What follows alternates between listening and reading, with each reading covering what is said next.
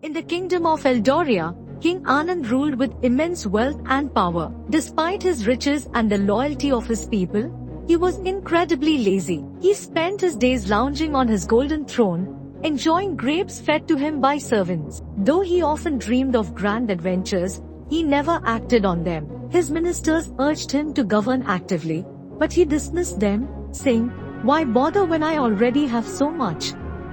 One day, a messenger from the neighboring kingdom of Avila arrived with news of a golden feather that could grant wisdom and power to any ruler. Curious, King Anand journeyed to Avila, not seeking change but merely to see the feather. There, he was welcomed by Queen Tejashri, who explained that the feather could only be given to a ruler willing to change, lead with strength, and care for their people. Queen Tejashri led King Anand to a hidden chamber where the golden feather gleamed on a pedestal.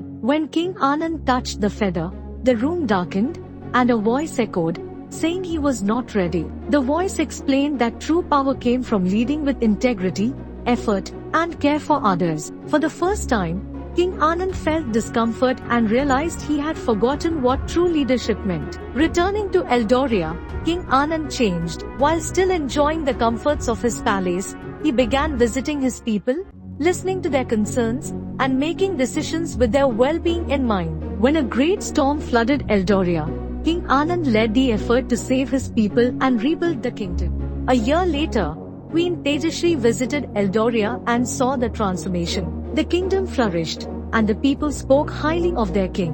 Though some nobles resisted the changes, King Anand explained that leadership was about serving others, not ruling over them. Eventually, the nobles understood, and Eldoria became a unified kingdom. King Anand's legacy grew, not because of his wealth, but because he led with love, responsibility, and effort. The golden feather had not granted him power.